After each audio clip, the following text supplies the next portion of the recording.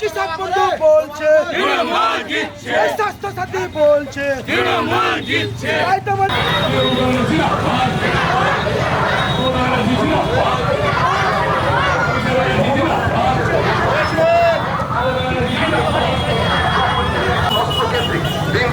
বেডের মাতৃমা হাসপাতাল, 150 বেডের শ্রমিক হাসপাতাল ও 29 বেডের আইসিইউ হয়েছে। তাই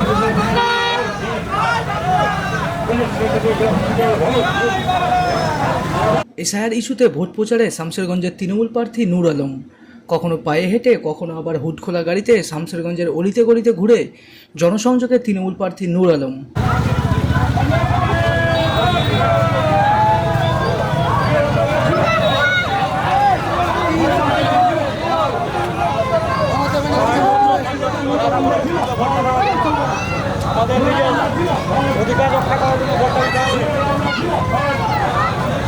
বৃহস্পতিবার ভাষাই পাইকর অঞ্চলের ইসলামপুর গ্রাম থেকে শুরু হয় তৃণমূল প্রার্থীর প্রচার।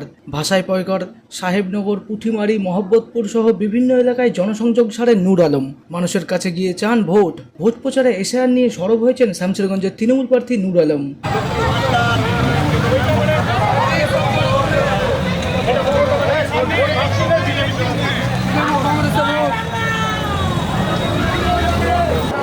একটা জ্বলন্ত ইস্যু তৈরি করে দিয়েছে একমাত্র বিজেপি দ্বারা নির্বাচন কমিশন।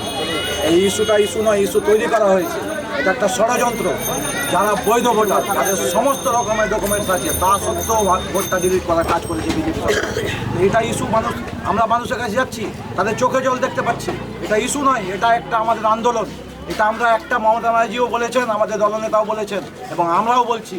এই যে আমাদের এই চক্রান্ত বিজেপি করে, সেই চক্রান্তটাকে আমরা ভেঙে দেবো, মানুষ ভেঙে দিবে। 23 এপ্রিল ভোট বাক্সের মাধ্যমে প্রমাণ করে দিবে মানুষের চোখের জল মুছে আমরা কিন্তু মানুষের পাশে দাঁড়িয়েছি। আর ওই চোখের জলের অভিশাপ কিন্তু বিজেপি লাগাবে। মানুষ তো আমাকে এরকম আগে থেকে কিছু না কিছু একটু রূপে জানতো।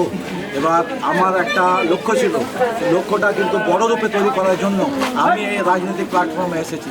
মানুষের কাছে আমি দোয়া এবং আশীর্বাদ চাইছি। আপনারা আমাকে দোয়া এবং আশীর্বাদ করুন। আমি আমার সর্বশক্তি লাগিয়ে আপনাদের পাশে, পুরো শামশেরগঞ্জবাসীর পাশে থাকবো।